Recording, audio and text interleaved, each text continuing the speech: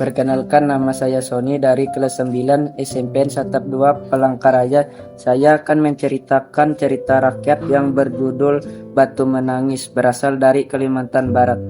Alkisah di atas sebuah bukit jauh dari pemukiman penduduk di Kalimantan Barat.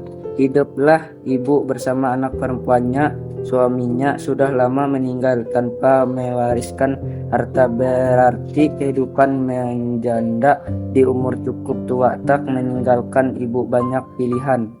Ia tak mungkin menikah lagi, jadi ibu harus berusaha sendiri untuk menghidupi anak kesayangannya, Darmi. Setiap hari ibu bekerja keras mengurus kebun sayur sejak pagi buta, menanam bibit dan menjual hasil panen ke pasar, belum lagi mengurus anak yang masih kecil. Ibu yang awalnya cerah lama-lama menggelap karena terpasar sinar matahari. Ibu tak memiliki waktu untuk mengurus diri. Harapan ibu Darmi bisa hidup bahagia tak seperti dirinya. Maka Darmi pun dimanja penuh kasih sayang. Darmi tumbuh menjadi gadis cantik. Darmi senang sekali bercermin sambil menyisir rambutnya. Ia sadar kalau dirinya sangat cantik, tapi hanya itu pula yang Darmi lakukan. Suatu hari ibu lupa mengantar pesanan sayur ke pelanggannya di desa. Ibu meminta tolong Darmi untuk memasak, tapi saat pulang ternyata Darmi masih bersolek. Saat ditanya, Darmi malah geram karena ibu mengganggunya. Tak pernah sekalipun Darmi mengerjakan pekerjaan rumah, apalagi berpanas-panasan di kebun sayur atau mengantar dagangan ke pasar di kaki bukit. Suatu hari sisir semata wayang Darmi patah membuatnya uring-uringan. Sepanjang hari ia mau mendapatkan sisir baru harus lebih cantik dari sisir lamanya. Akhirnya Darmi memutuskan ikut ibu yang memasok sayur ke pasar turun bukit. Darmi yang takut kulitnya terkena sinar matahari membawa daun besar sebagai payung, sedangkan ibu menarik gerobak berisi sayur dengan tubuh rentaknya. Satu dua orang melewati mereka sambil memberi pandangan sinis. Darmi mengambil langkah cepat meninggalkan ibu di belakang, sehingga orang tak tahu wanita penarik gerobak itu adalah ibunya. Darmi sengaja mengikuti ibu menjual sayur lebih dulu agar bisa mengintip penghasilan ibu. Setelahnya Darmi langsung meminta uang. Awalnya ibu hanya memberi Darmi uang untuk membeli sisir, tapi Darmi malah memaharinya di depan umum. Sudah lelah akan perangi anaknya, ibu pasrah menyerahkan semua pendapatnya. Hari itu kecantikan Darmi membuatnya banyak disapa pemuda di pasar.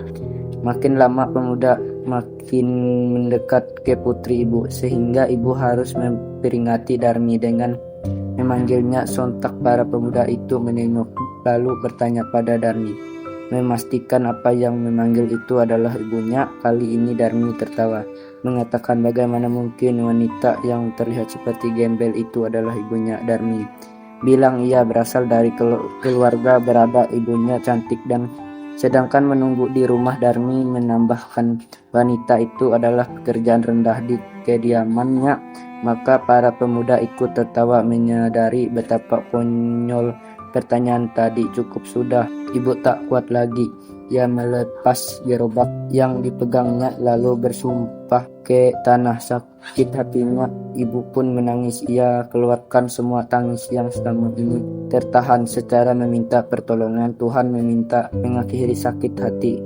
Langit berubah gelap, angin berembus kencang. Ternyata Tuhan mendengar doa ibu Darmi yang masih dikelilingi para pemuda. Tiba-tiba merasa kakinya kaku dan berat. Seketika Darmi menyadari ia terkena kutuk karena perbuatannya pada ibunya. Saat tubuhnya semakin berat, Darmi menangis ketakutan. Saking beratnya tubuh Darmi tertarik ke tanah. Kini ia bersumpah menangis makin kencang. Kakinya berubah menjadi batu. Darmi makin ketakutan. Ia memanggil ibu, meminta maaf. Keduanya hanya bisa menangis bersama, hingga akhirnya Darmi berubah sepenuhnya menjadi batu. Anehnya dari dalam batu Darmi tetap keluar air mata hingga beberapa lama. Oleh para pemuda, batu itu dipindah ke sisi tebing menghadapi ke langit agar Darmi tak kesepian. Penduduk sekitar kemudian menyebutnya sebagai batu menangis.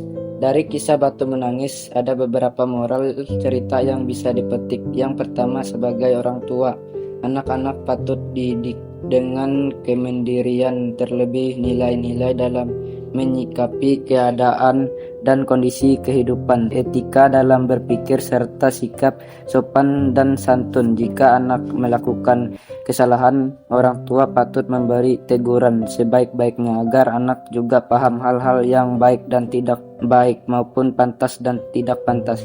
Sebagai anak, kita harus menghormati orang tua ataupun keadaannya.